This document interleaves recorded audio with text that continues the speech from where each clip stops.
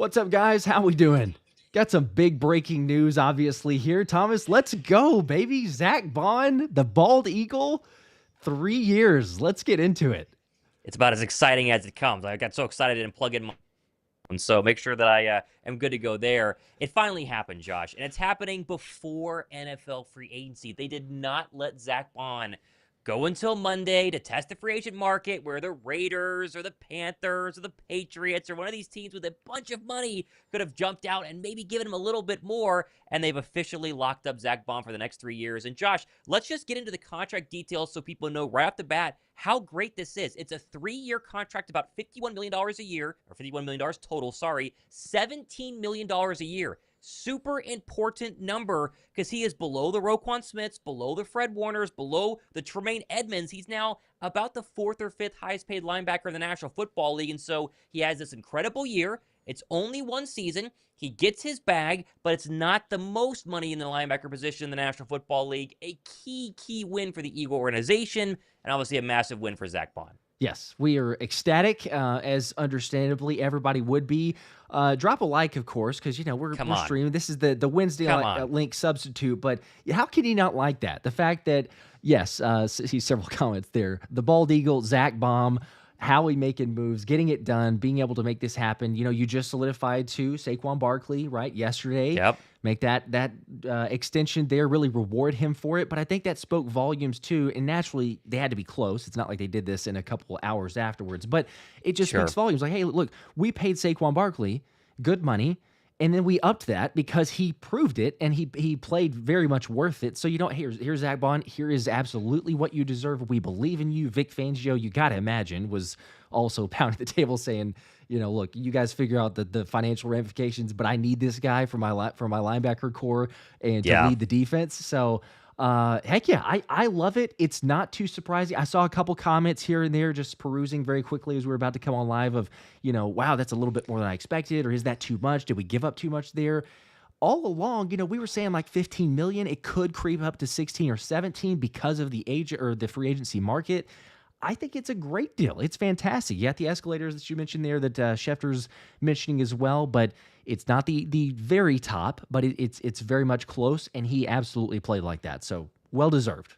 Well, and there's a ton of things to break down in all this. First off, and people worried about it's too much money. We haven't seen the actual full details of how the contract is laid out, and so my guess is it's going to create maybe some additional cap space or take up very little cap space this season. So more moves, which I'm sure we're going to talk about, are very much still alive. But the way how he works the cap, he's going to backload this contract, and this is not going to affect Philadelphia's chances to sign people this offseason or next offseason. This is clearly still a win-now move while also being, let's just say, cap-friendly for Philadelphia, and not paying him the top linebacker money in the National Football League is still a massive win.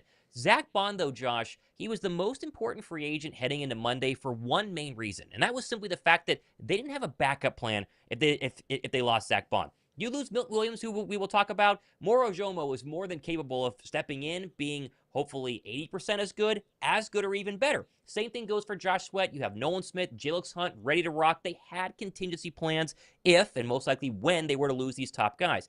There is no contingency plan right now for Zack Baun. Yes, we all think Jeremiah Trotter Jr. has a bright future. Yes, we're all hoping that Nakobe Dean can eventually come back from his pretty gruesome knee injury. No idea if Oren Burks resigns, but there was nothing really waiting in the wings if Zack Baun were to slip through Howie Roseman's fingers. And the fact that you get this done now speaks volumes to how much he wanted to come back, how much Philadelphia wanted for him to come back, and how Philadelphia's philosophy has completely changed. Josh, if I would have told you 5 years ago, Philadelphia's going to have an offseason where they make a massive contract to a linebacker, top 5 in the National Football League, and they pay a running back the highest running back contract ever in the NFL, you would have been like, never possible. Howie doesn't do that. And yet Howie Roseman has continued to show he is totally willing to flip the status quo, to go against his old norms, and pay people now who just have incredible seasons. And you know what this does, Josh? Which I think is going to be very interesting next week.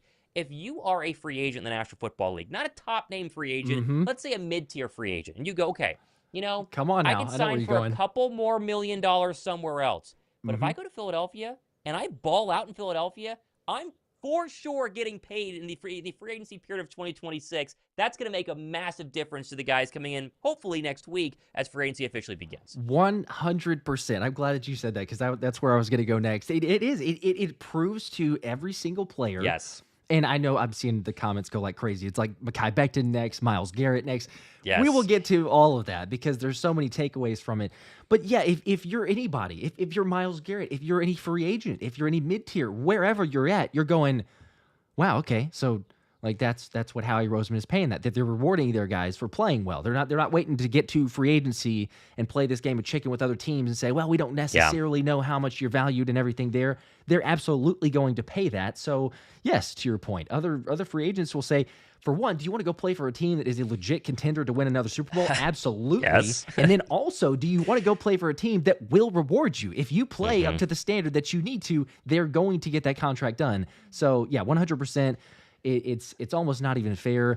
As you said, I'm going to get to these super chats too, but we will officially know details soon for what the cap hit is.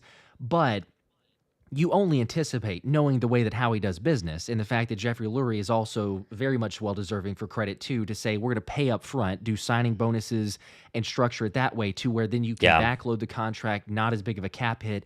There's still probably, we don't know, but probably a significant amount of cap space remaining to then potentially go get a Mekhi Becton, to still, even if Howie really envisions this of trading and getting a Myles Garrett and making that contract work. So there's a lot of other avenues there. But, I mean, heck yeah, it started and really the biggest one, as we know, but it started with Zack Baun. You had to get that one taken care of. I'm super hyped. I know everybody is here because the chat's just going crazy and understandable. But Jasper with the 2 said, I prayed for times like this.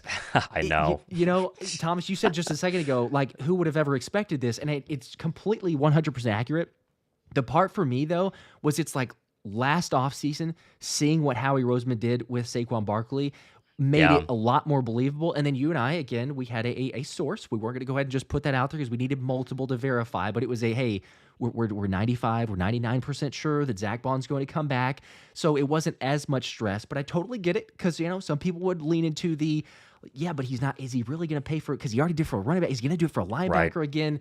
But it speaks volumes there. It's also a massive contributing factor to say how much say does Vic Fangio have in the building, and whether Howie Roseman believes it to the 100% part of it, or is it like, you know, okay, yeah, I understand linebackers are important, but Vic Fangio, the defenses start and end with linebacker play, and he's got his guy. So we're there, baby. Zack Baun. Well, you mentioned that we kind of had this weeks ago. We did have a source tell us it was very well connected that Zack Baun would be returning. I got a second one a couple of days ago, and so we kind of knew this was going to happen. You never know for sure because we're not Adam Schefter. We don't get told stuff very often, and so you know, you got to kind of make sure you don't just say, for sure he's coming back. But we have been hearing this for a while, and it's just good to finally get it done. And Diana Rossini has a great tweet out about 5 minutes ago saying a lot of teams were lurking. There were a lot of teams ready to give Zack Baun likely more than the $17 million a year deal that he got today. If he would have been able to hit free agency, that number probably would have made him the highest paid linebacker in football at $21 million a year, more than Fred Warner. And it's not like saying he didn't deserve that, but I think Philadelphia really wanted to find a sweet spot where make sure you reward Zack Baun for being incredible this past season, but also make sure you're not giving him insane numbers because you need to see him duplicate it in 2025. And I think the good assuring news here for everybody, Josh, is the fact that yes, it's $17 million a year. Philadelphia is 100% confident the Zack Baun you saw in 2024 is going to be the Zack Baun you're going to see the next 3 seasons. Vic Fangio loves this guy. And this takes us all the way back to our off-season training camp days in early May of 2024, Josh. Just go back to our videos last year. We kept having to talk about how this Zack Baun guy, this edge rusher who was a special teamer on a 1-year, $3.5 million deal, he's a starting linebacker at OTAs right now. Okay, well, maybe Vic's doing something. And then training camp, preseason, week 1, it was like, this is going to be the week 1 starting linebacker. And Vic Fangio was so adamant about that. He loves this guy. He believes in this guy. And what we saw could even be just the beginning, Josh, because he might have just figured out how to play. Just his first year. He was all-pro level. He should have been an all-pro, Pro Bowler. What happens when he looks like in year 2, second year under the Fangio system? I'm pumped. I don't know. Like, internal free agent signings, they're always fun, right? But it's not as exciting as an external free agent. This one is exciting because there was a fear that Zack Baun was going to take a little bit more money and get that big paycheck, and the Eagles lose out on their best linebacker in the past 20 years. He's back now. We can all breathe a sigh of release. And it almost feels like anything else that happens in free agency is going to be icing on the cake.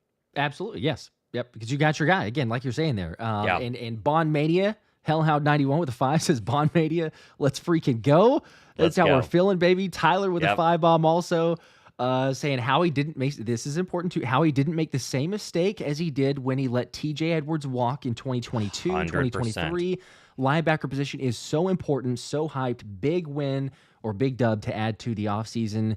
As you were saying there, Thomas, it is. Everything else is gravy. Like if you get Mekhi Becton locked up, and I'll just say this, like we've continued to say, but like if you get Mekhi Becton, Isaiah Rodgers, those to me feel like the realistics and next moves to say internally you're going to bring back. Yes. Very possible. Then all of a sudden, hey, you got the offensive line group, you got your guys there, you've got Zack Baun, you've got your other probably starting cornerback. You go into it, say your safeties are covered, maybe another linebacker. See what Oren Burks possibly, that'll be the next domino as far as linebacker position. Could they bring him back? And then you kind of figure out where things go with the defensive line, whether it's maybe some free agency acquisition and or draft picks. But yeah, everything else there, I think we can rest a little bit easier now having that one. Let's see, Cooper's Cuba, I believe, with a 5 says, have no idea how much we have left in the bag to take care of our other needs, but the priorities have been taken care of. Again, Zack Baun, but then also says, are we keeping Josh Sweat?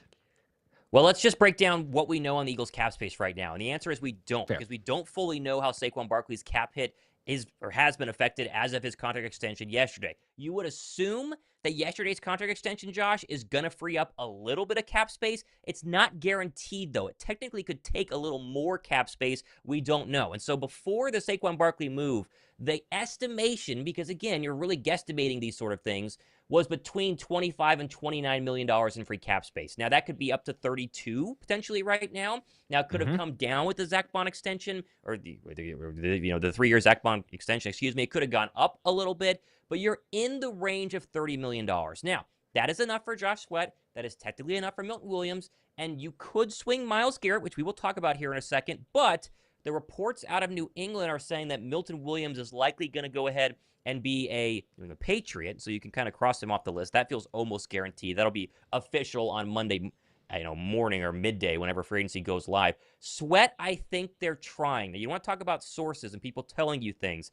I was told, and this is one source, and obviously, you need two, but I was told that Philly was trying to get back one of two, Josh Sweat and or Milton Williams. If Milton Williams gone, then maybe the attention shifts back to Josh Sweat. I don't think it happens because I think the Panthers or somebody else will pay him a little bit more, but I wouldn't fully rule out Josh Sweat yet, Josh, and I think they have enough money to go ahead and do it.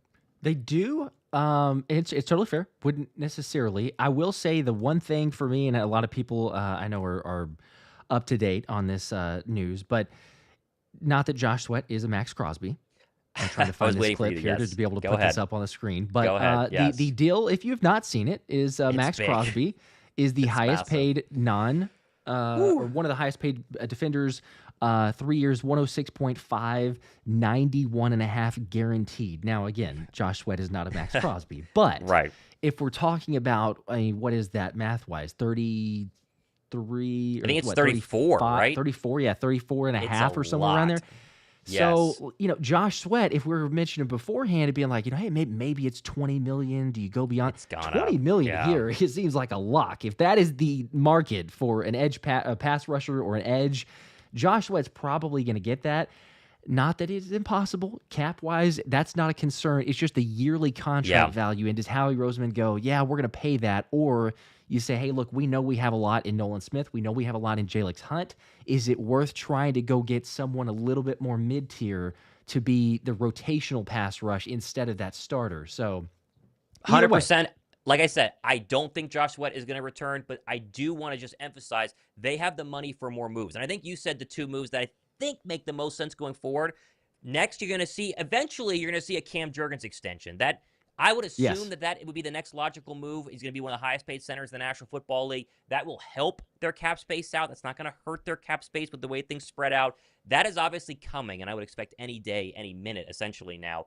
Then Becton feels like a for sure. I know that there's always a chance that he's not, but if Zack Baun was a for sure, it feels like Becton is. And then it kind of gets into the Isaiah Rodgers pool or in Burks pool. And then if neither of those work out or one of them works out, then you would go ahead and, look at free agency and see exactly if there's someone out there that you want to go ahead and sniff around. Quickly here, Josh, we don't have the official Zack Baun contract, but I do have a pretty accurate guesstimation here on what it's going to look like. It would be very, very cash heavy and cap light early on. And so potentially 2025, the base salary is around $1 million. He would get around $17 million in bonuses. That way he gets to $17 million a year. His cap hit this season is going to be around $4 million, according to this estimation. His cap hit next year is only around $7 million.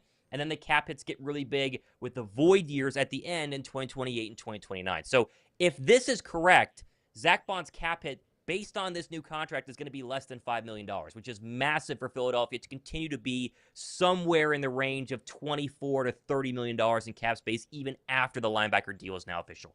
Okay, I see that. Yeah, I was trying to find the clip, and it wouldn't be surprising because Saquon's was what I think 3.5 was on the first year, so. And so he was the 3 for 38. So you figure 3 for 51. That seems to reason.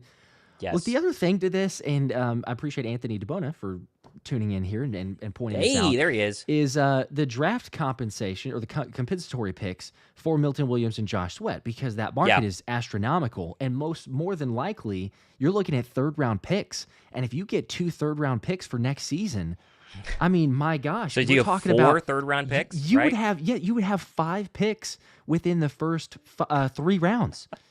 And who knows beyond that, because then Howie could get some other acquisitions. Yeah. That is a scary thought to say that Howie Roseman could have that many draft selections. Oh, and then, by the way, in the more present time period, you got your all-pro linebacker locked up. You got your all-pro running back locked up. You got your quarterback who there's been this idea floated around. I don't know if necessarily they would do this, but Jeffrey Lurie, people I think recall, sold a minority stake of the team, got some cash, is never afraid to pay up front, but he definitely has that cash now to do so, and we've already seen it in some of those contracts.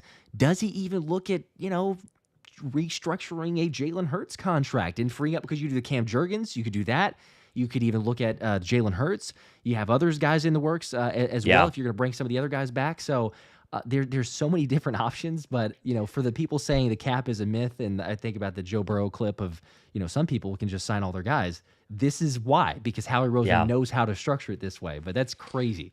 Well, let's just be clear about where this now sets us, right? Because obviously, as we've talked about for the past 10 minutes, getting Zack Baun back was kind of the one necessity and the one for sure Howie Roseman had to do. Now, everything else that he does, which does not include Becton, Isaiah Rodgers, and Cam Jurgens and stuff like that, is truly going to be icing on the cake. And now you really have to sit back and wonder, what is Howie Roseman thinking? Because he has 2 ways of thinking or approaching the new league year coming up on Monday.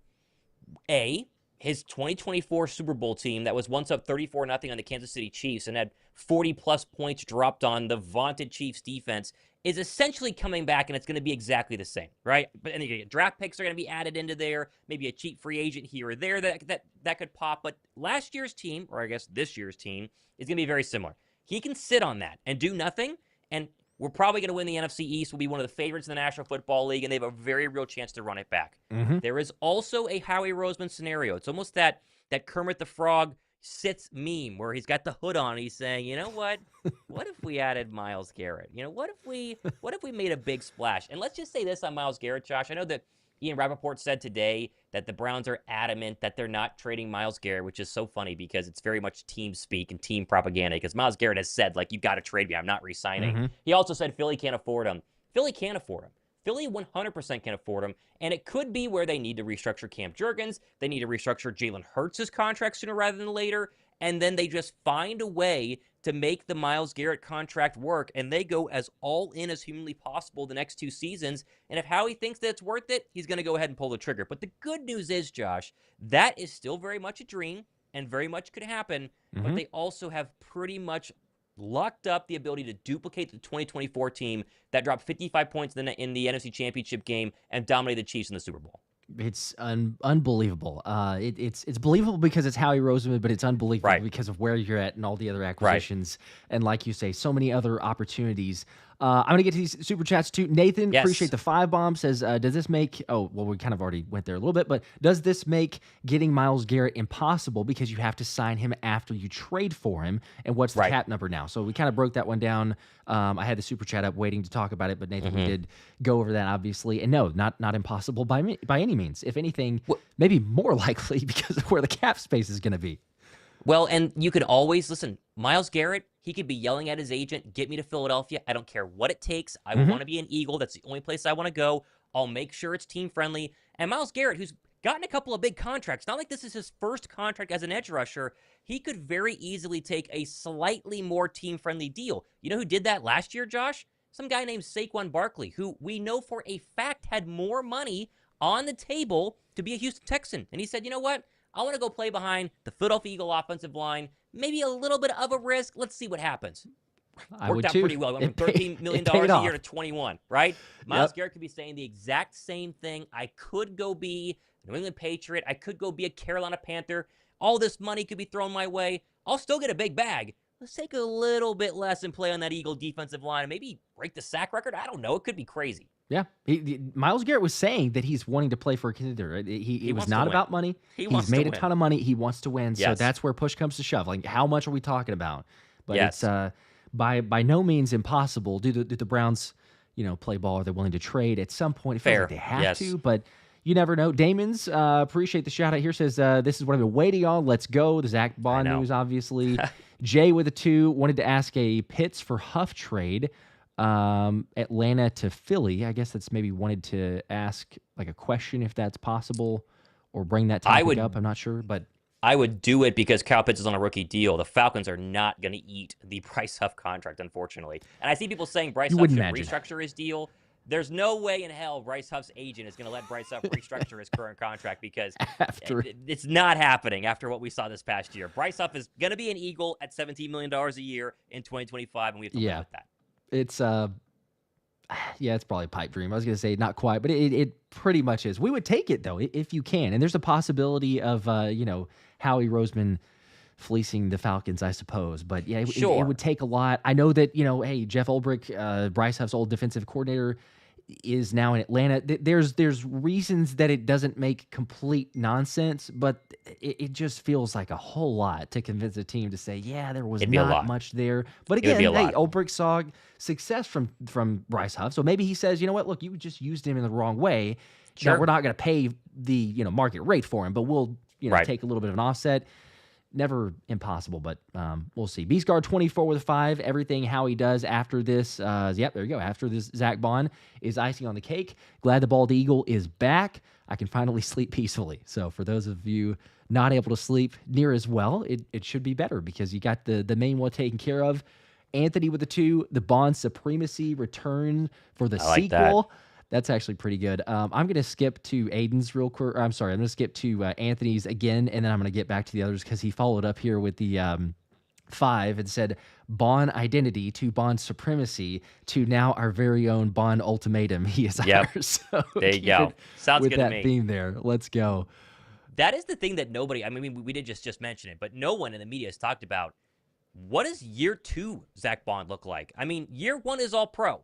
What does year 2 look like? If he trends even higher, this is going to look like an absolute steal of a contract being the 5th or 4th highest paid linebacker in the NFL. Yeah. It's it's just crazy because the people are, it never fails to amaze me of how many people, especially during free agents period. There's other times during the season, but especially during like free agency or right around like, hey, let's get everything finalized. Like, oh, the Eagles won't be able to do this. They're not going to be able to sign this team. They're not going to have the cap space. Oh, just wait. They're going to pay the bill. Eventually it's going to come due. And just about every single offseason, people go, well, for some reason they don't. And the reason is Howie Roseman. So, CNK with the super chat here. Zach to the future. Let's freaking go. Good. That's a good one there. Star Devil, Zack Baun, the bald eagle. I think that's got to be like his unofficial nickname. I've heard some people go back and forth, but the bald eagle just makes too much sense. There's other guys, of course, on the team that are bald, but it's It's Zack Baun. Aiden with a 20 bomb. Let's go. Says, Hey. love y'all's rapid coverage, but what a sigh of relief. What a pivot by Howie. Yes, paying the linebacker. It is very rapid. I called Josh. I actually appreciate that everyone tags me on Twitter as soon as these things happen, because I'm on Twitter way more than I should, especially this week because I'm waiting for this news to drop. Right. But I sometimes miss it, and I got a tag, and it was like, look, Thomas. And I scrolled up, and then I called Josh, and Josh was en route home. I'm not sure exactly where you were, but if you saw Josh on the highway, he's probably going maybe a little bit faster than he should, but he made it back pretty quick. So, yeah, I was going to say, they might not have seen me on the highway at the speed that we were going, but we made it back. So. Yeah. First to be live. That's our promise. We're always first to live, and we try to get it as quickly as possible. So we appreciate you guys. We were scrambling for this one, though. We worked hard to be first for this one. So yes, yep. It was very much expected, as we said, because we'd had a couple confirmed reports. Felt like it was only a matter of time, and even with the like Eagles making a priority, you still never know. Like, we hear all these different rumors, and sometimes it's legit, valid sources. Even the national guys who are very accurate most of the time say something, and it's like, oh, wait, no, they're going to go back on it. So you never know officially, but whenever it was like Eagles prioritized to get done before free agency, you're like, okay, we're at a Wednesday now.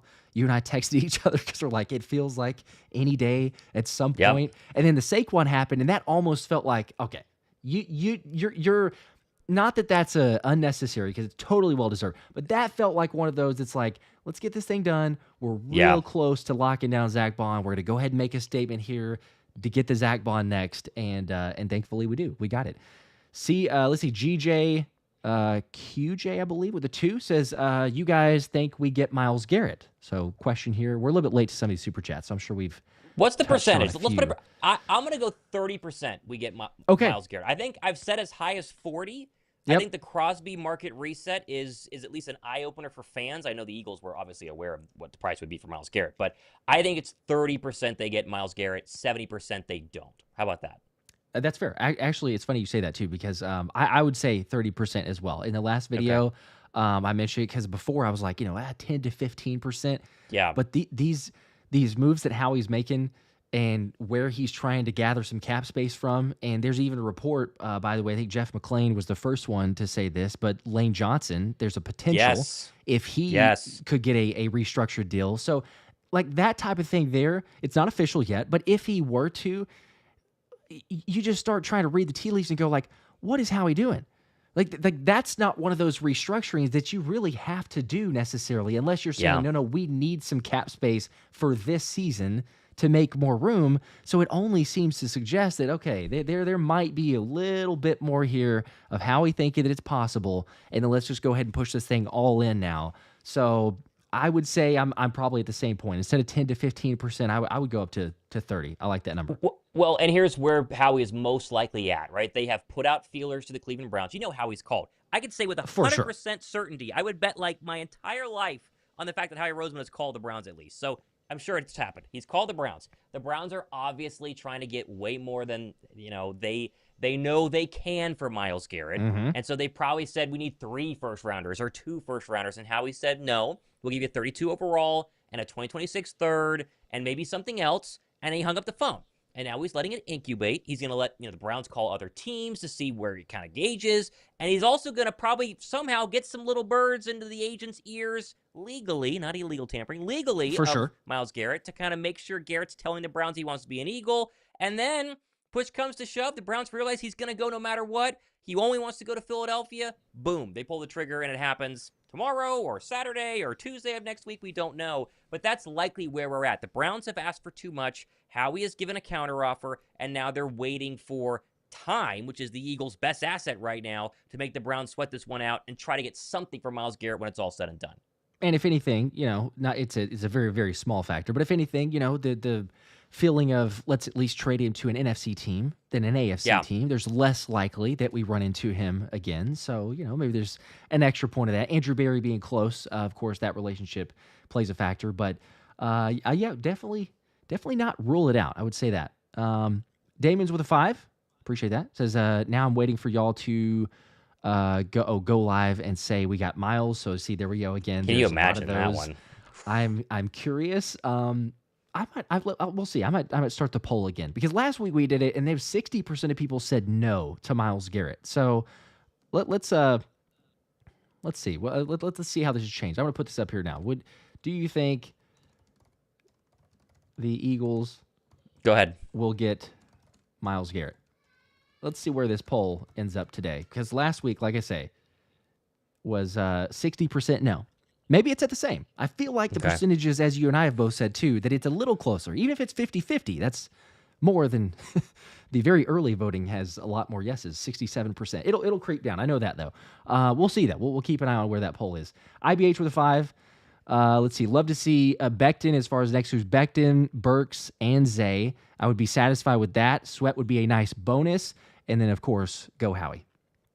There you go. A lot of people. That would keep a lot of people happy. Sweat would be a bonus. I'll just say again, Philadelphia will be okay with Josh Sweat. I said it last week. If you look at Josh Sweat throughout his entire career, he's been never really a double-digit sack guy. He's an 8, 9, 7 sack guy. He had a really great final quarter of the season. He had a fantastic playoff run. Is he worth $20 million a year? I don't think the Eagles are going to pay that in the end. Now, they might, and they can, and I'm fine with that, but I would bet he goes somewhere else.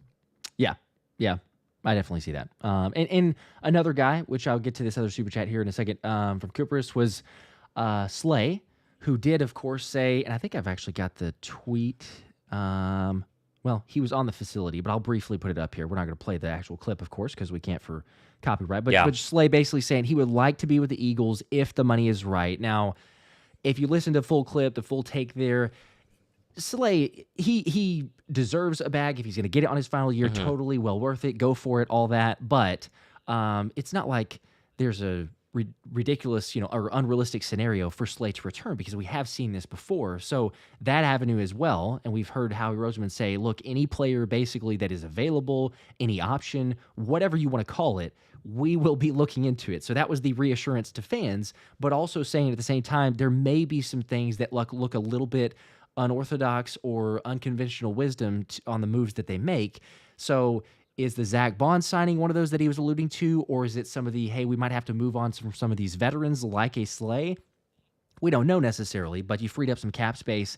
I would lean towards it's not, but if it is, again, you bring back Isaiah Rodgers, you get solidified in some of the other areas. You drafted a ridiculous secondary as it is, and you got Christian Parker and Fangio's defense. There's just so many things to like about that. So I'm not freaking out. Some people would have you believe that Slay being gone is like, oh my gosh, the secondary's going to get torched for some reason, but I think that's just the haters out there. Realistic people realize what this group is. But we will see. Back to the Myles Garrett, though. Cooperus with a 10. Say you're Myles Garrett agent. Philly wants him, and they'll restructure to get you, but it'll pay more on the back end and will be perfect based because of Saquon. Do you take it with the best chance for rings, obviously? So, yes. I mean, it's so hard to say. And Anthony DeBona it depends on what he wants compensation. Yes, and DeBona had a great tweet saying that you can never judge a NFL player for going and choosing money over winning, because some people, want to make a massive bag. Some people like Zack Baun haven't made a massive bag. And if Zack Baun would have left for $21 million a year, I would have been really upset. But it's like, hey, if Philly's offer was 17, you want to get 4 extra a year, you do you. Plus, he already got a ring. I do think Myles Garrett is at a point in his career, 28, 29, getting close to 30 years old, where he has made a ton of money. A ton of money. And he still is going to make a ton of money. The Eagles aren't giving him a veteran minimum, right? They're going to make him one of the highest paid people not to play quarterback in the NFL. But I do think there is something to him never playing in a significant game. I mean, that one Baker Mayfield playoff run is kind of the last time that the Browns even had a relevant shot at winning a playoff game. They weren't Super Bowl favorites in that AFC playoff run by any means. And I think that matters, whereas Milton Williams and Josh Sweat want their bag because they haven't really gotten it throughout their entire career, and they just got a ring. Milton Williams can finish his career 3 years from now, have a pretty successful final 3 seasons, and his career will be looked at as a massive success overall because he won a Super Bowl and was one of the best defenders on that Bird Super Bowl team. Same goes for Josh Sweat. I think that matters for Myles Garrett. The question will be, Josh, I think this is the real question, how bad do the Commanders want him? Because the Commanders can offer probably a little more than Philadelphia, especially more money, and they technically give him a chance to play in meaningful games. Now, if I was someone who wanted to win football games and go to a Super Bowl, I would not want to be in the same division as Philadelphia. If I'm going to be close to Philadelphia, I want to be on the Eagles. I don't want to have to play the Eagles twice and go through them to get to the NFC Championship game and hopefully a Super Bowl. But if there was a team that could be really scary for him that also has potential to win a lot in 2025, it'd be the Washington Commanders. Yeah, and, Myles Garrett has said, I think at least once, but I believe multiple times, about how difficult it is, obviously, to play against Lane Johnson and Jordan Mailata. So, if you had an opportunity to join them versus play them twice in a season as well, like, I don't know, feels like there's a guarantee of, look, if ultimately, you got to be honest with yourself. And you can't, at the same time, I will not knock Myles Garrett, as no one else should, that if he wants to go chase the bag, go get it. Absolutely. There's a way to do both. But if it ultimately is, I want to win a championship, I want to play in meaningful games, and I want to win a Super Bowl, I'm sorry. Like, Commanders are close, but they're not that close to the Eagles at the moment. You go to Philly, and that is just a drastic difference there. So, yes, we're biased, of course, but still, even objectively speaking, go look around the league and see players or people talking about like what the Eagles have right now. And if Myles Garrett goes to Philly, what's going to happen? Everyone's terrified of that thought. It's like, you got to be, if they get Myles Garrett, no, nobody else wants that to happen for Philly, because it's just a mismatch nightmare already. And then it gets ridiculous. So we'll see. It ultimately comes down to what is the absolute 100% first priority for Myles Garrett. I think it's very legit. He seems to like Philly from the things that he said. You even look at the body language and everything else from training camps that they've had over here. So who knows? The yeses right now, though, 56%, which is a drastic swing from a week ago. So just the pulse check of Philly fandom. Everybody we're there as well. Yeah. Of course. Yeah. I mean, why not? Howie's basically playing Madden, which feels unreal. But as a general manager, the way that he structures it, it's essentially playing Madden and putting ridiculous players together. Mad with a 5. Can you guys tell Colin Cowherd to shut the F up about trading A.J. Brown? And got a super chat from Ben, but I didn't see a comment, but we appreciate that, Ben. Yeah, the A.J. Brown thing is great. You talked about it on your show yesterday. It's all stemming from just like a 5-second rundown on the A.J. Brown thing. There are Patriot reporters who are saying the Patriots have called the Eagles about A.J. Brown. Okay, that's a good headline grabber, Josh. Did the Eagles, A, answer the phone, and what was the Eagles' response to wanting A.J. Brown trade to the exactly. Patriots? It was probably, hey guys, you want A.J. Brown? Goodbye. And that was it. That's the bulk of what happened between that. The Patriots are looking for a number 1 receiver. I think DK Metcalf makes a ton of sense. Today, he requested a trade. That's all been put out there. A.J. Brown's not getting traded at all. And the dead cap Philadelphia would have to eat by trading A.J. Brown, Josh, is the main reason why. It makes no sense in the world. I was trying to find the headline article, and I can't quite find it right now. But yes, it is I think it was Greg Bedard, if I'm not mistaken, but one individual who's reporting and basically saying like, hey, the most realistic one to me is A.J. Brown out of your DK Metcalf, Brandon Ayuk. Sure. There was one other receiver I'm drawing up, T. Higgins, I think. And I'm like, first off, I don't think that's just ridiculous. Like, I'm sorry. Out of all those, you think that's the most reasonable get? I know the Mike Vrabel connection. Sure, that makes sense of that personal connection. Yeah. But no, like the Eagles are not getting rid of A.J. Brown, especially in this window of sorts that we're talking about to go win now. A.J. loves Philly, regardless of what either the very close media, some very close media members will say, or the national media members will paint him in a certain light. He's here. He's a team player. He's going to be here long term. But it's like you said, that's ultimately what it comes down to. It's a headline grabber because someone told somebody, hey, the Patriots are calling about A.J. Brown. It's like, yes, no, it's not the Eagles are having discussions to trade A.J. Brown. It's the Patriots are calling. You could literally say the Patriots are calling about any player in the league. That's not meaning that it's going to happen. So, Jingle with a 2. What's the next move from here in your guys' eyes? Well, we touched on a couple different ones. I guess if we were just hypothetically spitballing here, what would be the very next move, the first initial move you see from Howie? You would think it'd be Juergens, Becton, in either order, A or B, whichever you want to go first. You would think Juergens and then Becton, right? From there, though, Josh, it does get cloudy, and I think it all centers around Isaiah Rodgers. I think Isaiah Rodgers is a priority, but I think Isaiah Rodgers wants to see what Monday looks like in the open free agent market because Isaiah Rodgers hasn't been paid, right, in the National Football League. He's not gotten that massive contract. And I could see Isaiah Rodgers being a guy who goes, I got my ring in Philadelphia, and the Raiders want to give me $7 more million a year than the Eagles do. And so, hey, I'm going to go get my bag and secure my family's future for 3 or 4 generations, and more power to him. But I do think that he does like the idea of being a starter in Philadelphia on Vic Fangio's defense, what that could mean for his potential long-term career. He, to me, is kind of the linchpin of the next 5 days, because he will determine whether the Eagles bring back Darius Slay. Same thing goes for Slay. Does he want to go out there and get a big bag or not? Those three of Juergens, Becton's, Rodgers are kind of the three likely next couple of moves. Then the question becomes, if it's Myles Garrett, when, how much? If it's not Myles Garrett, what else are they going to do? Because they're going to sign some sort of cheaper free agent like they did with Baun and Isaiah Rodgers. Obviously not free agency, but with Isaiah Rodgers this past year. Yes. I would say I'm with you on that. I'm leaning towards, you're trying to get something done now before you get into free agency. I know that you say let someone, maybe see what they're worth otherwise, but I kind of feel like Mekhi Becton, and I was putting up the breaking news from several hours ago, of course, but the Chiefs, obviously trading Joe Thuney to the Bears. How about that? Yeah. Kind of a shocking move, a little bit surprising. Didn't necessarily see that, but with the other franchise tag of who was it? It was Trey. It was Trey Smith, right? The franchise tag that the Chiefs made before. Yes. Yeah. So they're reshuffling. They got to figure things out for their cap.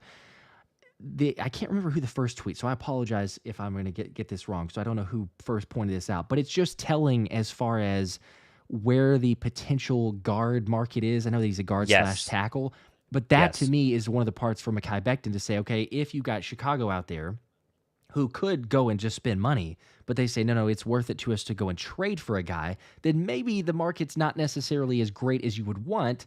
So very interesting point. That's going to play both sides. Is it Mekhi Becton maybe can get more of a deal?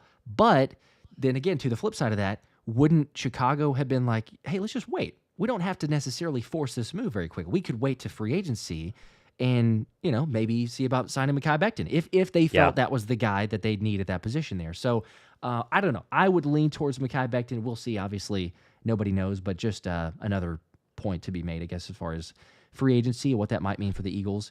Jorge with a 5, appreciate that, says if we added what? If we added McCaffrey to the team, do you think our run game would be unstoppable? I think he just What is this? I think he just misspelled Myles Garrett. I think that's what. Goodness gracious. I think we're going to the. I said I'm good. how he's played Madden, but we're going like Madden Ultimate Team here. Yeah, we who knows if hopefully McCaffrey, injury wise, is able to come back healthy because he destroyed one of my fantasy teams. But nonetheless, it's your second straight. You're not paying him for one, but yes, I guess we can dream in the crazy world of that. Philly will be getting a running back this offseason because I'm pretty sure Gainwell's going to leave. I think they're going to spend not a high draft pick. We're not first, second, third. Fourth, fifth, sixth, maybe a third. I don't know. They are going to have to get a running back this offseason because we all like Will Shipley, but you need to have another legit running back behind Saquon Barkley. And if it's a rookie, which I think makes a ton of sense, he can learn behind Saquon Barkley. Geez, you want to be a rookie running back in Philadelphia? Yes, please. But I think they are going to go ahead and add a running back at some point this offseason. Probably not in free agency. It's probably going to be in the draft. I tend to agree, although there would be some that bring up Lou Nichols because he was added to the roster. Maybe. Who knows how long that stays because we have forever away. Or Tyrion Davis-Price. TDP got some carries in preseason. But, yeah, it feels like you might go that other route. Notorious UCG with a 10. Appreciate that. Says Myles doesn't care about money. He just wants a ring. He'd take less to come to Philly. He's been very adamant about wanting to play here. Even if we don't sign the rest of our guys, the team is solid. Yep. That they are. Yep. I mean, I hope you have some inside information there. That would be nice to know for sure that you're being correct. But, yeah. We'll see. Because it's not always face value. I mean, Notorious, we understand. Like, we've seen the sound bites. We've played them in our shows multiple times. Yeah. Yes. But it's like, you can't necessarily take things at face value. Or even if he says, like, hey, it's not about the money, that's fine. But not about the money could mean a bunch of different things, a million different things, pun intended, to be Max Crosby, hey, you're getting $35 million a year. Yeah, money's not the most important thing. So instead of $36 million to be the highest paid, I'll take 34. Like that's right. Okay. There's a little bit of a cut, but that's not to the extreme to say, is it just about winning a championship and you could take a cut down to, let's say $28 million a year? Because then you're probably talking about more realistic scenario. If you got to pay a guy 34, Howie's a genius for the cap, but that's talking about some really, really crazy math and pushing everything back. Jason with a 5. Very interesting draft coming, but a free agent I like is edge Joe Tryon Son. I can't ever say the name. Tyron Soyinka, stack young ones, no on Myles Garrett. Anyway, Tampa Bay. So yeah, okay. Whoever can pronounce that one. There you go. Yes. But I honestly would be very interested in Khalil Mack at a very team-friendly deal. I talked about that on a show previously. I know Khalil Mack is like 34 years old, but he had 7 sacks last year. He's 2 years removed from like 17 sacks. And I think the number could be really interesting for Khalil Mack because everybody else in free agency, Josh, I pulled up the list right here. The names aren't that great, right? I mean, Matthew Judon, did Matthew Judon do anything this past season? The answer really is no. Chase Young, I've seen the arguments for Chase Young. You get him for real cheap and hope that his, drive and motor kind of revs up whenever he's in Philadelphia. Maybe on a very cheap contract. Besides those names, though, Josh, there's not a name that makes me like crazy excited for Philadelphia to go ahead and get out there and grab. It's a lot of really unproven people or a lot of older people. I'm very much out on Hassan Reddick for locker room situation. I think Khalil Mack, if you are not able to go ahead and get Myles Garrett, it'd be very interesting. And there's a Khalil Mack, Vic Fangio connection as well. And I think that if you don't ask him to be, an every down edge rusher, you play him like they were playing BG pre-tricep injury, where he was still getting plenty of snaps, but Nolan obviously and Jalix Hunt would get a little bit more. There's a real discussion about what Khalil Mack could look like on this defensive front on a 2-year contract, right? On something really simple here in Philadelphia. If you obviously lose Josh Sweat and you can't get Myles Garrett, I would be a big fan of a Mack signing. Yeah. Depending on what the financial part is, obviously, which is the story for every signing. But if he's worth it, or if if you can get him to a number that's worth it, you get a veteran presence, as you said, familiar with Fangio. Getting on that side. Also, this is not edge wise, but I'll give another shout out because I was talking about this in the live stream last night. But Anthony DeBona had brought up Draymond Jones as a potential for the interior, a replacement for Milton Williams. So that's one could make a lot of sense. Again, you talk about a player who has connections not only with Vic Fangio, but Clint Hurt. Right? He was played with Vic Fangio in Denver, and then signed the big contract to go to Seattle. Played there, got the 3-year. I think it was. Ironically enough, I think it actually was 3 years for 51, if I'm not mistaken. I could be. I think so. It was. But anyway, played there with Clint Hurt, and now you would be a reunion for defensive coordinator and defensive line coach. So if and likely they lose Milton Williams, hey, you know what? You add another guy there. You got Moro Jomo, defensive tackle.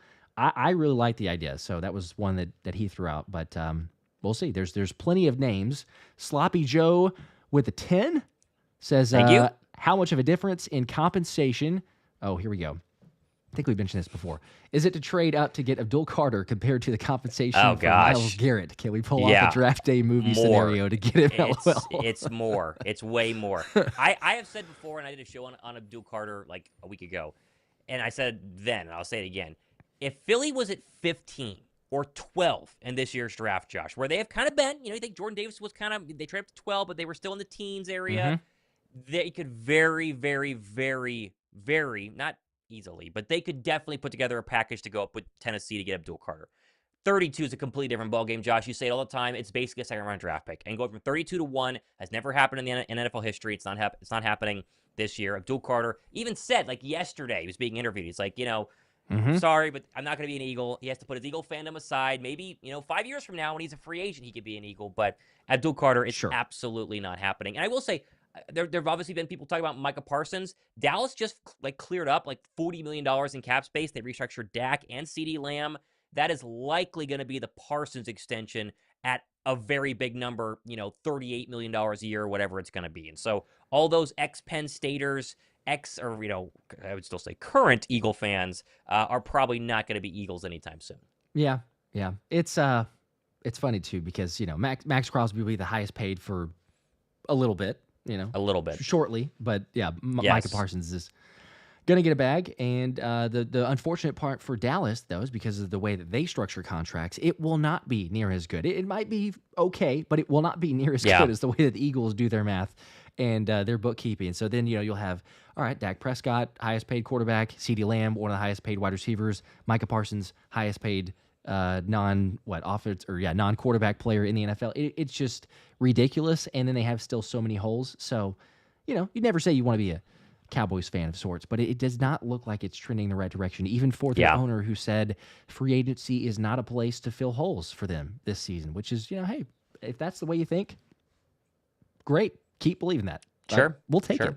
Kevin with a 5 says, wow, great. We have Baun. And then, yes, the same similar sentiment from a lot of people. Now we need to keep Becton and Isaiah Rodgers. Bring them back. Everyone's high on Isaiah Rodgers. And, this is probably too bold of a take, Josh. I'm not saying that this is going to happen. Isaiah Rodgers could be 2025 Zack Baun from 2024. Now, obviously, it's a little different because, Isaiah Rodgers was on the Eagles this past year. He did play in some games. But if you were to officially make Isaiah Rodgers the starting cornerback and he starts all 18, 19 games in an NFL season, you could see, the potential Isaiah Rodgers is there to be a very, very good, as my dogs bark in the background, a very, very, very good cornerback in the NFL. Yeah, I would think so. Adam, how come Shaq? I'm getting to the super chat, so apology if people are not seeing their super chats or if it goes away. That the timer may have it run out, unfortunately, but that does not mean I won't get to it. So I apologize. We are getting to those. Right. I think that may be the question or the comment of why did that get removed or deleted. So we are getting to them. LA Kid with a 5 in honor of. Oh no, I'm not going to do that. In honor of Baun re-signing, Josh will now shave his head. No, I will not. No, I will not be doing that. I can't Unfortunately, do that. no. We have wives. I'm married happily, and we have wives that would not allow that to happen. Keep that going sadly. As long as we can. That is not one of those that is not a battle that I'm going to fight. Even if I wanted to, that's not a battle that I'm going to fight. Right. So there's other ways to celebrate that, but absolutely not for the shave. Mark is with a 2. People overuse the term GOAT, but it's got to be Howie. Yeah. I mean, come on. What do you want to say? Howie's done a very good job, as my dogs are, the UPS man is here, so just know that that's happening in the background. Howie's done a very good job resuscitating his image. Howie Roseman's image back in the Jalen Reagor days, right? Not that great. Nope. Howie Roseman, at one point, there was an offseason, I remember it pretty recently, where people wanted Howie Roseman gone, start fresh. He has not just resuscitated his image in Philadelphia, he's going to go down as a Hall of Fame GM when it's all said and done. And that's not... doesn't happen very often. He is widely considered the best GM in the National Football League. And I think it all comes down to, Josh, building a place people want to come. Building a place that Saquon Barkley wants to come because it's a great place to be, and also because you're going to be very successful there as well.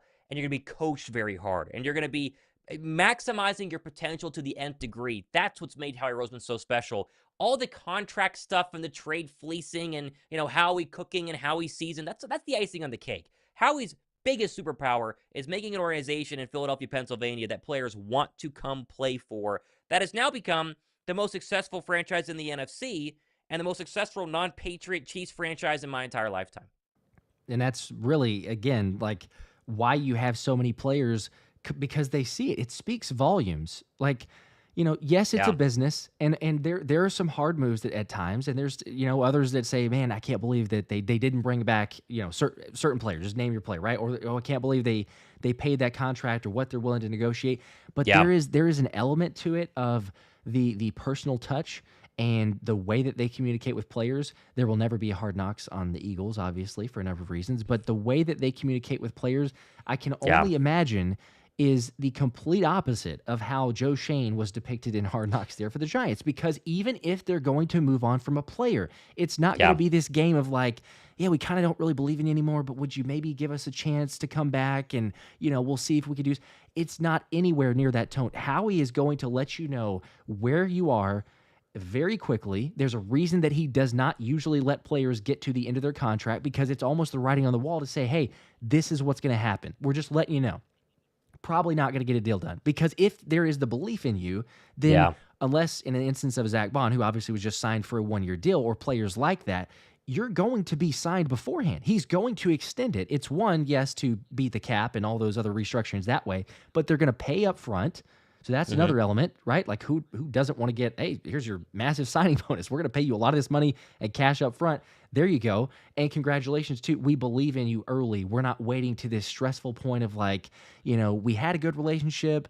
but then we wait till the 11th hour, and you could just get some battle scars there, right? Because you're like, yeah, I love the organization, I love the city, the fans, everything, but man, the fact that they didn't really make me feel like I was worth it until the last hour right before we had to get a deal done, that speaks volumes to players. So it's so many different elements. But again, like you were saying, Thomas, that is a huge reason why there's so many free agents that say, yeah, I want to go to Philly. You kidding me? Like, I go to Philly, I play well, and yes, I do get rewarded. There's no question about it. Yep, 100%. Anthony, with a 5, appreciate that, says during draft season, Howie is...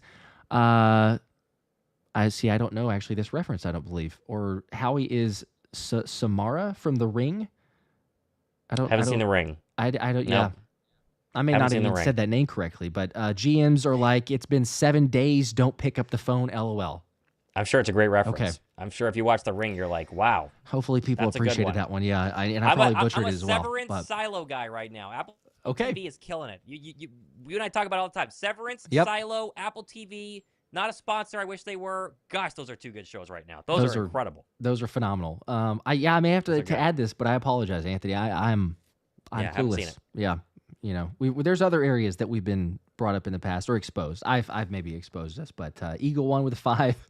Becton. Here's the moves. Becton, Zay, Williams. Okay, and then draft young pass rusher. So try to get Milton Williams back, and then Mekhi Becton and Zay are the still constant themes. We'll see. There you go. Yeah, it's not looking good for Milton Williams. Let's just say that. It's not looking good. So Milt's great, obviously. People know. But I think that I wish him all the best in the world. I think that he's probably going to sign somewhere, whether it's New England, whether it's Carolina. The one part to me, and I included it in the video yesterday, was, and this one I know was Greg Bedard, but he was breaking it down and saying like, hey, Milton Williams was the best defensive lineman for the Eagles, at least during the playoff run. And that's such a blanket statement. That's such a, all I did was watch a couple key moments and a couple stats in the box score. Not to take anything away from Milton. He played phenomenal. He played lights out. He took advantage of one-on-one. But I'm sorry, for those of us following the team very closely, Jalen Carter was and is the best player on the defensive line, whether it's the regular season and or the playoff run, because Jalen Carter got double-teamed a ridiculous amount. And if you don't have Jalen Carter, then Milton Williams does not have those one-on-ones. So, I get the point, but to say Milton Williams is this game wrecker and everything else, he very well could be. The only question, and this might be where, teams are so different in terms of what they're willing to offer him, is he was only double teamed. I think it was 36% of the time last year. Yes. So, if he gets that big contract and becomes that number one guy, how can he perform if, let's say, then all of a sudden he's doubled 55, 60% of the time? Is the production still there, or can he help other guys around him? Not saying he can't. He's a great player, ridiculous athleticism, but to make the blanket statement and say, yeah, that could be the best guy from the Eagles is kind of like, well, okay. You don't necessarily know the bread man. Well, and if you're Milton Williams, New England makes a ton of sense because they're going to give you this massive contract. You just talked about it. But they're also not totally inept as a franchise. They have had success in recent history. They have a great new head coach that we all think is going to be very successful in Mike Vrabel. And they have a quarterback people really like. It seems like New England is going to go really hard to try to kind of revamp themselves this offseason in the hopes that they can, run out the rest of the rookie contract from Drake May. Drake May takes that next step that people are hoping that he can, and then they're successful in what's a pretty weak overall division. Miami's taking steps back. The Jets are, an absolute mess. Buffalo is still pretty good, but you can still make a run of the wild card in the AFC if you're the New England Patriots this season. So it is not the worst place Milton Williams could go. I think the Raiders, for me, would be the place I wouldn't want to go because it's not a stable franchise. They've not had success recently. They don't have a quarterback at the moment. No guarantee they get Shador or Jackson Dart or whoever you like in the first round. It's not a great first round overall for quarterbacks. So when you talk about taking money versus prioritizing winning, if you're going to take money, I think New England makes the most sense right now. Yeah, I'll just say for sure, I would not want to be going to the Raiders to Las Vegas. No. So there's a couple different other options. But Blake with 2 says, in Howie we trust, let's freaking go. We are running it back. Starting to think so. They're going to try. Very early. They are going to try. Call anything too soon. There's a long way to go. But I'm not refraining necessarily from being like, look, the potential is just ridiculous. There's a lot of, really difficult schedule. Injuries, hopefully, knock on wood, fingers crossed, like everybody stays healthy because last year was pretty good, all things considered. Hopefully some guys returning back from injury, able to make it back. But yeah, there's so much to like about this squad, and there's still a long way to go. Who knows how Howie shakes out in the draft, but we'll see. Matthew with a 10 said, remember Myles said the hardest tackle. Yes, here we go. The hardest tackle he played against was Jordan Mailata. He definitely doesn't want to play against him twice a year or in the playoffs. Great point. Just saying. Great point. Join him, right? Yeah. Don't play against him. Join those guys. And I think Lane Johnson ranked the best edge rusher he's ever played against as Myles Garrett. I think Myles Garrett was number one. So it makes a lot of sense. It is going to be a bummer if they don't get him. I think we've all hyped it up to the fact where it's like, come on, Howie, do it. But we must be ready for them not to. We talk about all the time, what we've heard. I was told it's not going to happen. So that was one person. Obviously, you need two sources to be official, but I was told it's not going to happen. So take it all with a grain of salt. But it'd be fun. It would make for a very fun live stream. Let's just say that. Monday afternoon, Wednesday morning next week, they got him. Myles Garrett, blockbuster. Trade done. That would be pretty fun. The NFL is broken. Oh, very fun. People would be in shambles. Being with and hearing all the Cowboys fans and Commanders and Giants are so far in a bad way that it's just kind of not even really computing at this point. But for Commanders, it'd be like, are you serious? Myles Garrett now added as well. Just come on. Christopher with a 20 bomb. Let's go. Appreciate that. Says Dallas sucks. There you go. Speaking of Dallas, as we're talking about. Shayshawn, Bald Eagle. There is no cap. All hell Howie. More upside / who starts. So the question here being Isaiah Rodgers or Keely Ringo. I think it would be Rodgers. Yeah.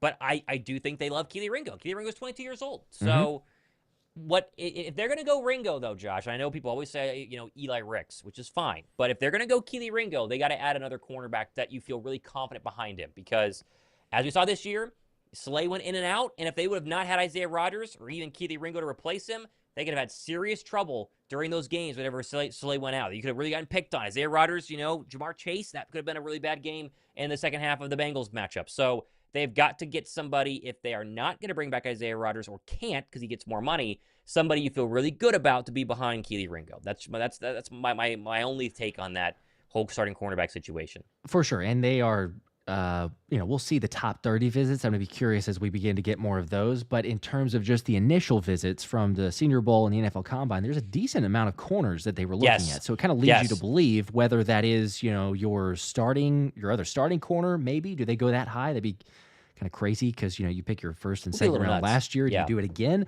Not totally out of the realm of possibility, seeing what Howie Roseman has done. But, yeah, I would think it'd be a little bit later rounds. You get some depth, some potential on that side. But, yeah, I would also agree. Isaiah Rodgers, to me, just he did it. You saw what he was able to do. The performance, it was kind of in and out spot starts also. So for people that are like, yeah, but there were some moments. But you got to remember, there were a lot of opportunities or a lot of times where he didn't start the game. And you insert all of a sudden – he did a fairly decent job, all things considered. Because it's not like, oh, you're the starting corner all week, prepared for it, good to go. Right. A little more difficult when it's, hey, Zay, you're in, go. 100%. Try to cover. So 100%. Yep. I'm going to run through a couple more of these super chats as we're close to wrapping up. Appreciate you guys. Mac with the 5 says, what do you guys think about Khalil Mack? This one actually came earlier, of course, with you mentioning Khalil Mack, but as a rotational piece. And Thomas was very much in favor. I am as well. Love it. Comes down to compensation as all things do. But again, as we were saying, the veteran presence that he would bring if he's willing to sign a fairly Philly team-friendly deal. You want to go win something. You've been with Vic Fangio. I like it. Yeah. You got some good, pass rush opportunity too. If you're saying there's the rotation, you're not going to ask him to play every single snap, of course. But man, you think of Khalil Mack, Nolan Smith, Jalix Hunt, draft another guy, perhaps, maybe another one from free agency. Not too bad. Not too bad. Not bad. Who knows about Bryce Huff? I know I saw a few comments earlier. Does he get the James Bradbury treatment and he's just on the roster but he doesn't play? Or is it just very, very sparingly? I don't know. It feels like it's going to be hard to move. But, yeah, he doesn't even really compute, honestly. Whenever I think about someone goes, hey, what about our D-line? it's like the furthest thing in the back of my mind, which is terrible. I know. But we won a Super Bowl yet, with that being the case. But I hardly even mention his name. And I hope he proves me wrong. I hope he proves everybody wrong to show back up this season. You're like, hey, wow, you know what? Bryce Huff, healthy, got another year under Vic Fangio's system, had 10 sacks. Everybody go crazy. We knew Agent Zero was going to be great. We'll have some takes that way, but long way to go. Blake with a 5. We got the bald eagle back. Yep, he is like the wind. Yep. He is everywhere, and it's a good day to be a Birds fan. That it is. I agree. 100%. Always a good day, but even a better day. Getting the bald eagle back, leader of the defense, and he wasn't wearing the captain last year, of course, and that's fine, understandable, first year. This next one is like an automatic guarantee. Zack Baun will be the captain spot for this upcoming season. 100%. Let's see, Kamali with the 2 said, I heard the Niners are cutting Hargrave, so wouldn't mind Javon Hargrave as a possibility. Maybe. Yeah, they're cutting him for a reason. I mean, the Eagles did a good job not keeping him, because it could be a Milton Williams type situation where he has one final great year in Philadelphia, goes to free agent market, and then just kind of is a dud since then. But yeah, I mean, for cheap, right? There are a lot of people you would take for cheap, but not a lot of people you take at their current market value. And I think Hargrave is one of those. Yep. Shaq, I did get the super chat here again as we're running through them in order. There was one with a 2, did not see a comment, but we do appreciate that. And then the other one here for the comment was Justin Jefferson. Oh, yes, Justin Jefferson would look good in Kelly Green. I think we're going to go back to maybe the miss. But if all things considered, look, this is where Howie Roseman has maybe not like 100% made people forget, because we can always bring that part up. But in a way, not a whole lot of GMs can say that they missed that badly and live to tell the tale, at least for how long he stayed with the Eagles. But it's because of those types of moves where, hey, you know what, occasionally you do make a move where you miss that badly. Yeah. But his draft record, and we've talked about it a number of different times, but especially over at least the last 4 drafts, is 12 for 12. At the absolute worst case scenario, you could say 11 for 12 on those first 3 rounds each draft for the last 4 years, but it's really like 12 for 12. So yeah, there's no, because I see it all the time. People are like, oh, we're just lucky because you got this player to play up to it. Oh, luck for that, luck for that. There's no luck when you've done it 4 years in a row and you're hitting on those draft selections. Like the scouting department, the analytics department, Howie Roseman himself, the team and everything. It just fits perfectly. And then of course you have your positional coaches who have very much paid their dividends for what they've been able to bring to the team. So gotta love it for all sides. But yeah, I mean, sure, Justin Jefferson will look good in Kelly Green, but then the butterfly effect is endless, because then we got, well, did A.J. Brown maybe not here? What happened? Do you have Jalen Carter? Do you have all these other guys of Quinyon Mitchell and Cooper? You never. There's so many things that change with that. Yeah, so totally agree. We're living in the future. We got a Super Bowl. Live in the future. Notorious with a 5. Running back class is deep this year, as is the tight end, 2 spots. I think we could get great value for the pick. I would also love Mason Taylor from LSU to be the future tight end 1. I've seen his name mentioned by a couple of people, actually. They're definitely getting a tight end and a running back, I would assume, in this year's draft, unless they, did some sort of Michael Mayer trade or something like that, which I don't think is going to happen. But yes, running back and tight end, feels very confident. Yep. David with the 1. I did not see a comment. We do appreciate the support here. Just running through the super chats. DKT with a 5 says, how would you feel about letting Zay walk in free agency and then letting Ringo and a rookie battle for the second cornerback spot? We talked about that. That's fine. That's fine. You just want to feel confident about the rookie, and it would just depend on who they got. And if they got him, then they'd obviously love him. So it's a very real possibility that Zay leaves, and you got to be ready for that. But I think he also has a vested interest in coming back and being a starter for the Philadelphia Eagles. Not a bad idea. Yep. All right, here's another one here, and then we're going to get to a drawing pretty quickly. Flipping the bird, let's see, with a 2, said Becton about to get extended, calling it. So, okay, as far as, which directions we're going to go. I hope so. Several different people seeming to say Mekhi Becton, Isaiah Rodgers, and others. So, I don't mind it. Don't hate it, as a lot of people do. Actually, last one here, and then I'll roll over to it. Here is Damon's with a 5. Oh, my gosh. He says, if we get Myles Garrett and y'all go live to report it, I'm giving $200 to y'all. LOL. All right. Hey, so somebody Okay. needs to screenshot that. Right here first. This thing lives that. for forever, Davis. Yes. No, I know he's good for it actually because he did the similar thing for the Super Bowl, I think. So, Okay. yeah, dude, we appreciate all the support. It is not necessary, of course, but hey, you guys make it possible, and you know, you've put it out there now, so it's in the ether. It exists. Yeah. But we appreciate it. All right, I've got the links, I believe. And these are for, actually, while I'm doing the last one, if you want to explain the giveaway here, So we should be good. We interviewed Jalen Hunt on our show during the season. It was like Christmas time. We partnered with him and did some good charity work. You guys raised like $4,000 between our two channels. And so he sent Josh and I both a signed jersey. And so if you commented, subscribed to my channel in the previous couple of videos, then you have a chance to win the signed Jalen Hunt jersey, which Josh actually has at his house. So Josh will be mailing it to you. But that is what we need to draw right now. I said we do it on the Wednesday link, and this is technically the Wednesday link. It's an early version, but this is what we're doing. So somebody, whether you're in the chat right now or not, I will obviously put this on tomorrow's show. Is going to win the Jokes Hunt jersey. Remember, watch out for scammers. Josh and I have been saying that. Yeah. We will absolutely not ask you for any important information or ask you to pay us for these things. So Yes. don't reply to comments that say that you won, because we're not going to comment and do it. We announce it on our shows. So And we don't use, I'm glad you brought that up just as a little PSA right now, but we don't use Zangy or whatever that thing is. I've had it pop up on a couple of mine. I don't even know what, and we don't have besties. Like, that's not how we talk. So please, you're not my bestie. It should be obvious, but you know, just be on the lookout. Some people are like, no, but bro, it had your picture. They're copying, like they're scammers. Yeah. They're going to copy our photo. Yeah. It's going to look like us, but it is not us based on a number of reasons. You can see weird numbers, letters, things like that. As Thomas has said, he's not reaching out to him. I reach out, but I've got the check mark next to it because it's verified by YouTube now. So just please be diligent. I can't only say that a million different times, but every single day. I mean, at this point, like for the last week, it's been every single day someone else as a scammer who's just basically the same person reposting the same stuff. So I'm trying to delete, block everything else, but just be diligent. So there you go. Now that is out there, here is let's see, make sure I can get this one up. And yeah, okay, so we should be good. Let's do it. To spin for the Jalen Hunt signed jersey. Yep. And good luck, everybody. Let's do it. Who shall it be? And we have Blake Wall. I feel like Blake was on this stream. I want to say that I saw that picture. Do you think Blake so? Wallen 212. I think earlier I saw Blake. I could be wrong. But that so. picture looks familiar. Blake, if you're here, I hope so. That would be fantastic. I mean, we've got 2,700 people between the streams. The odds are that you could be. I don't see know him what that yet. means, but yeah, if you're here, we'll be on for maybe the next couple minutes. Just shoot us a message here in the chat. Be kind of monitoring quickly.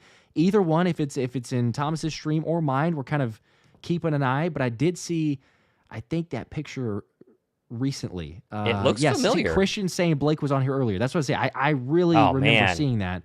Hopefully he is. If not, you got time to claim. But we'll wait for a little bit. Yep, 100%. Blake, and obviously I'm going to announce this on tomorrow's show. So if you don't see it right now, then you'll see it on my show tomorrow, and I'm sure he is looking. So there you go. He also said, I would be surprised if the Birds keep going, and they added Garrett, so he's pretty excited about Myles Garrett as well. I don't think he's here, though, because we would have seen his comment by now, which is a bummer. But Blake, you're the winner. Shoot me an email. Link down below. It's all in my description box. Prove it's you. Watch out for scammers, everybody, and we'll get that sent out pretty soon. It'll be to you. You'll probably get it next week or something like that. So hang it up. Hopefully you enjoy it. It's pretty cool. Not much better than that, man. And actually, a little quick story as we're just double-checking, making sure Blake is not here last minute as we're about to wrap. But the fact that Jalix was super busy, of course, and so, delayed to sign it and get it shipped out and all that, totally understandable. It made it that much better that they were to win the Super Bowl because, then he's able to sign it and say Super Bowl champ. Yes. That's like, okay, pretty cool. Come on. Because otherwise it would have just been, a cool signing, but we wouldn't have known until. So, yeah, just a little side note on that story. Okay, not seeing Blake. Last super chat, I believe, that came in here was Hold My Drink. So I'll do that one, and then we'll wrap, assuming that we don't hear back from Blake. With the two, though, said, what are both your thoughts on Nick Emenwari? I would say the dude is a freak. He is... like 6'3", 220, 225, and jumps out of the gym, strength's ridiculous. Sure. A unicorn. Like Anthony was talking about him a week or two ago, and, the fact that it's like, okay, you saw a little bit, but then he's like, oh, no, just wait till the combine because it's just going to be unreal. And I don't actually know, Thomas, you may be able to tell me, as again, I'm just monitoring to make sure Blake does not text us here. Yes. Do you know, everyone I think is aware of like the math bomb and Kent Platt, I believe, who has the different athletic scores and kind of measuring tests, and things like that. He was close, or he was tracking to get a perfect 10, which is, as high as you can get, obviously, for the athletic score. Do you know if he got the 10? I can look it up. I just didn't know if you saw it. I was pulling it up right now. It's Okay. It's saying that it was the number 1 ranked performance of all time. I don't know if he got a perfect 10. Let's see. He was a obviously, it's saying here it's a strong safety, 25 draft, scored unofficial 10 out of 10. That would rank 1 out of 1,079 safeties from 1987 to 2025. So I think unofficially he did. So he's in the 97th percentile for height, 92nd for weight, 98th for vertical, 98th for broad jump, and 98th or 94th for 40. So he's That's serious unbelievable. Dude. Serious dude. Yep. I found that as you were mentioning. Yeah, the unofficial 10. Ryan saying, okay, 9.99. Maybe there was another one follow up of a 9.99, or just based on the tweet, I guess, of what he was saying. Yeah. Either way, yeah, those scores are insane. Every once in a while, hey, look, you get guys who they test like crazy and they don't do anything, but not that you're necessarily looking for a safety of a route, but in the same realm of possibility, or at least in the same realm of athleticism, guys like this, Howie Roseman will be keeping an eye out for. Let's just say that. Athleticism is very big in Howie's mind. As Blake is here. Hey, I think Blake's here. Says, I won something. No way. Let's go. Blake, did you return? It is Blake I Wallen. See Blake Wallen. I think he's in your chat. I think so, yes. Chat. Okay, Blake, we're going to have to double check that it's you. It's officially obviously confirm it's you. Mm-hmm. Yes. But it appears Blake, to be. if it's you need to send me an email. So you need to pop over to my channel, obviously, which is where you left a comment. And you won the Jokes Hunt jersey. So as long as it's you got to send a screenshot, email to me, get all down below in my description box, with a screenshot of you signed into your YouTube account. So we prove it's you and we don't send something to the wrong person. Do that. Give me your address, and we will get it sent out. So there he is. Congrats, Blake. How about that? We got a winner in the chat. Not too bad. It doesn't happen very often. But yes, Christian, I know. I was going to say, we all knew that Blake was here earlier, so it was just a matter of time. Did he jump back on? So congratulations. There you go. Well, that is a perfect way to wrap, I think. Had, gosh, I don't know, like 4,000 people at some point on the stream. So appreciate you guys as always. Of course, make sure to like and subscribe if you haven't already. We got more giveaways and crazy things planned for the draft and all that. But the Eagles taking care of the most important piece. Zack Baun, linebacker for the Eagles for the future, 3 years, $51 million. If you're just jumping on kind of late, you can rewatch this thing, full takeaways, and everything else around free agency. But more moves to come, of course. More videos. Stay tuned. Appreciate you guys. And, of course, as always, go Birds. Go Birds.